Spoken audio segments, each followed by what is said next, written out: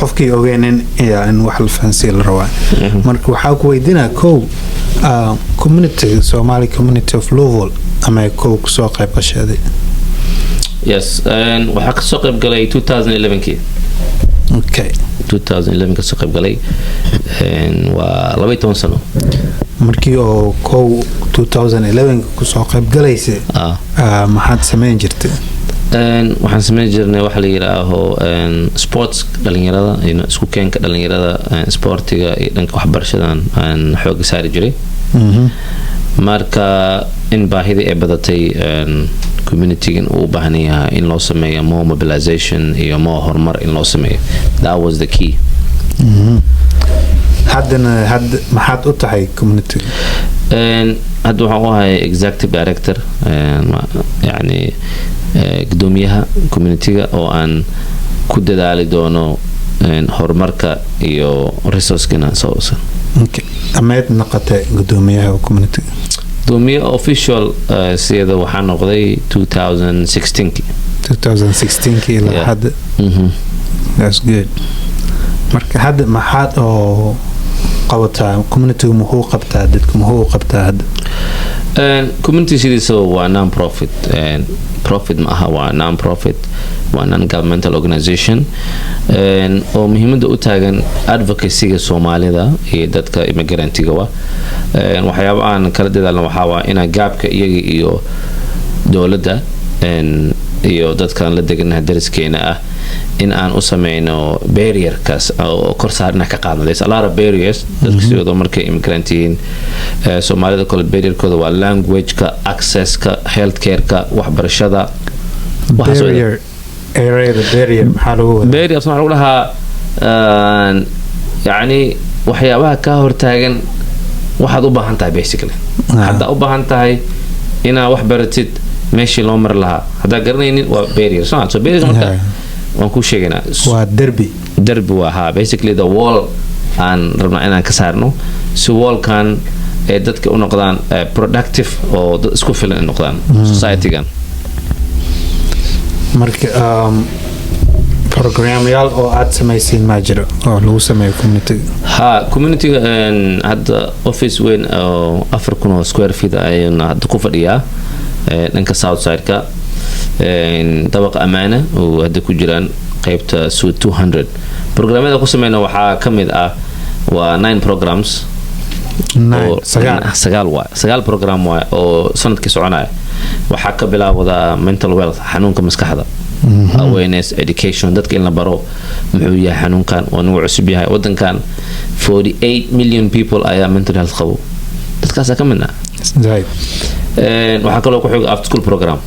after school program oo caruurta waxbarashada markii iskuul laga soo baxo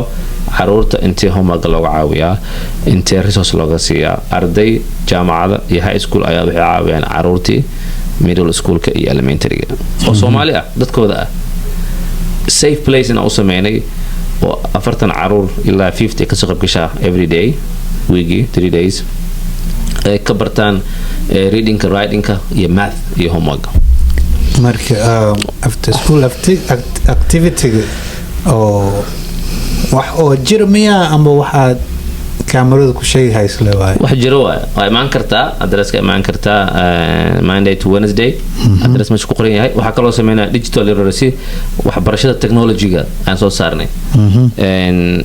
3 days idana Monday ilaa Wednesday 5 ilaa 8 waa imaan kartaa hadda qof weynta u baahan tahay ina baratid digital technology-ga email-ka gmail-ka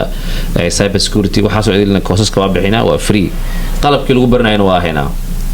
waxaa kaloo sameynaa community health navigator hadda u baahan tahay kaar caafimaad hadda u baahan tahay dhakhtar hadda u baahan tahay caregiver hadda u baahan tahay wax walba oo ku saabsan caafimaadka we can provide waxaa kaloo sameynaa workforce training shaqooyin hadda u baahan tahay industry-yaasha u baahan tahay dhan waa ku haynaa okay all the industries and waan haynaa sidoo ka mid ah in dowladda loo shaqeeyo in loo shaqeeyo kambaniyada waaweyn sida Best Buy UPS Amazon iskuulaha it's a lot of companies district-ga JCPS hadda xiriir fiican lana dad badan naga soo codsadeen oo inay u shaqeeyaan rabaan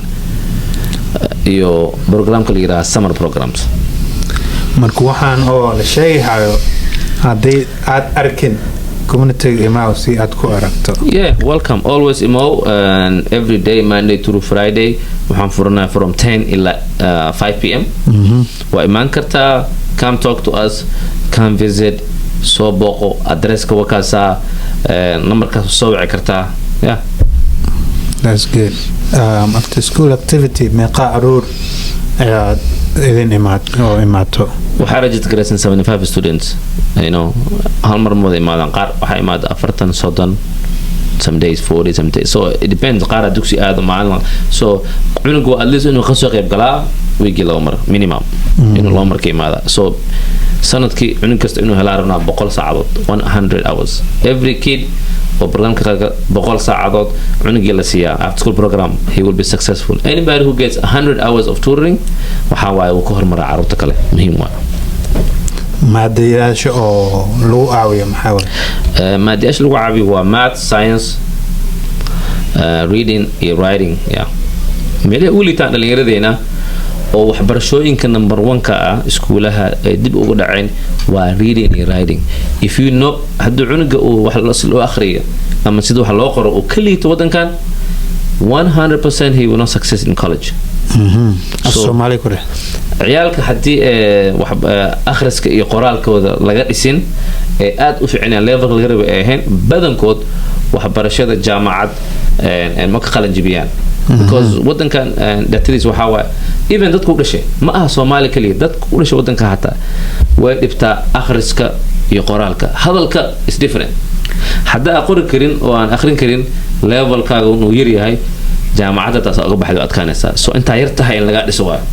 Mareykanku waxaa waaye si oo Ingiriiska loogu hadlo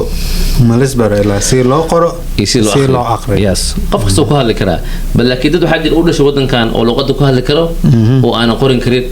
because you gotta put it in paper. Exactly. mana samayn karaan badankood. Sax. marka dadka oo lagu buuxsadaa after school activity in 2 ways waaye. online iyo waxaa samayn kartaa inaa imaad officeka aad ka buuxisid maalimaha between 10 to 5 p.m. waa imaan kartaa, waa buuxin kartaa inuu u furan yahay. badanaa waqtigii oo registrationka hadda uu xiran yahay but dad waxaa jira oo waqti u waaya oo ka hara oo lagu bedeli karaa. so waa imaan kartaa waiting list u gelinaa. but right now arday cusub ma qaadanayno. waad maqasheen wuu buuxsame ilaa qofkii rabo wuu buuxsan karaa. waiting list galaysa dad waxaa jira oo ka baxa program dadkaas lagu bedelaa oo gaari waaya ama transportation la-aan haysta. digital literacy qofkii rabo say kusoo qayb gala. digital literacy iyadana you can linka jiro online ka buuxin kartid ama waa kusoo ono imaan kartaa. you can always come to the office any program ratid waa ka buuxin kartaa. digital literacy uu furan yahay is open the whole year. you can come galaaska rabta haddaa u baahan tahay gmailka, haddaa u baahan tahay internetka sa u baratid, if you want to learn how to type, if you want to learn cyber security-ga, haddaa u baahan tahay video calling, zoomka si loo isticmaalo. waxyaabaha muhiimka ah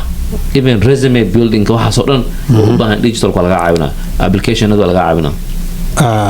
faahfaahin ku bixi bal digital literacy. digital literacy waxaa waaye waxbarashada sida loo isticmaalo qaabka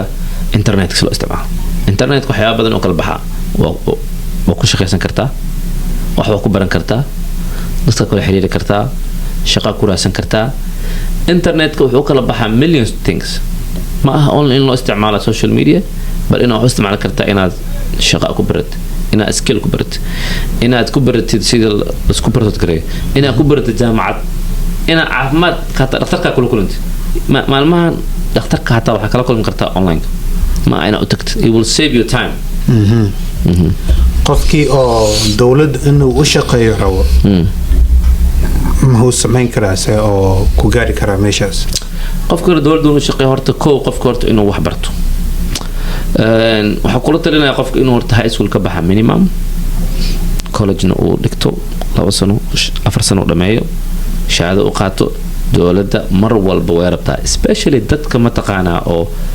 ka duwan dadka wadanka u dhashay. because hadda fiiri adduunka waxaa la promote gareeyaa Mareykan waxaa la yiraahdo equity. equity waxa waa every department waa inuu lahaadaa dad u wada siman inclusion iyo equity qof madow qof brown ah qof cadaan ah waa inay ka muuqdaan so fursadda adiga haysatid qofka Soomaaliga ah oo luqadda barto internetka soo isticmaalo barto wuu ka fursad fiican yahay dadka wadanka u dhashay because you speak in another language waxa matalaysa equity-ga yani inay meesha laga arko dad isku xafiis walbana u baahan yes so always dawladda shaqaale way raadaysaa is always short of 200 magaaladana kaliya 250 shaqaale la raadinayaa they short oo u baahan kasoo qayb gala hadda u baahan tahay fursadaha dawladda xafiiska imow waa lagu fiirinayaa shaqada u baahan tahay any resources because sababta uu kalifta arintan oo sameeyay waxa sidii marka imaanayeen wadankan fursooyinkan ma haysan we did not have a resource center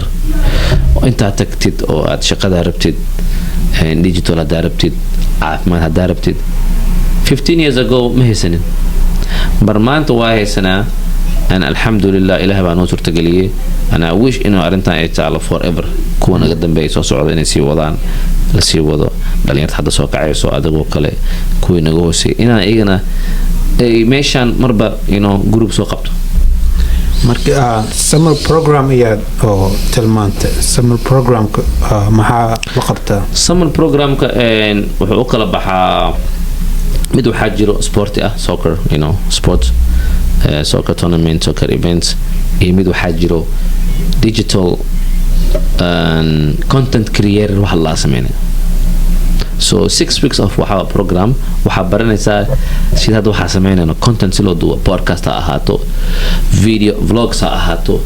in lagu baro sida loo isticmaalo video editing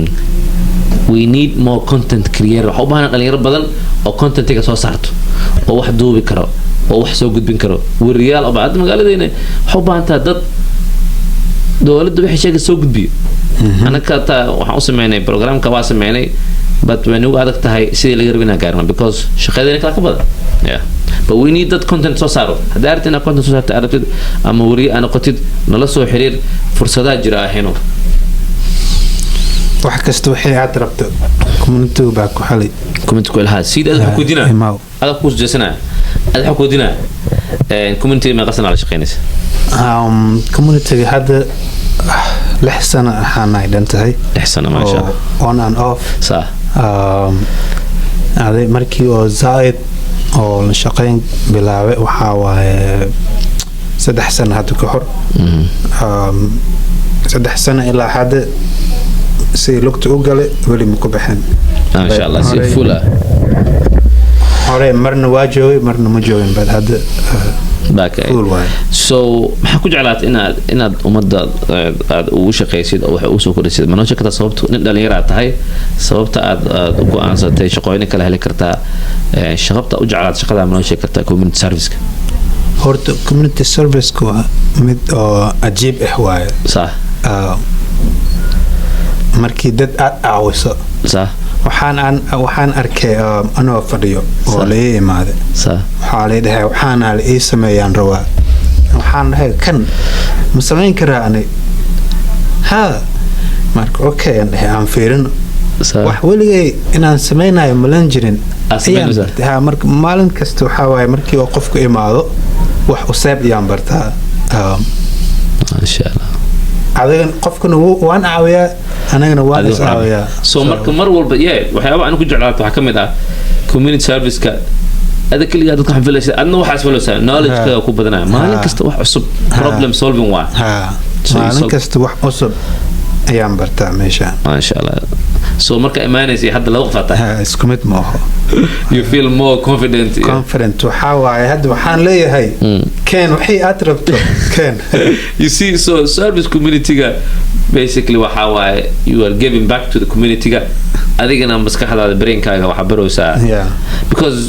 you internet ka shaqeynaysa maanta dhan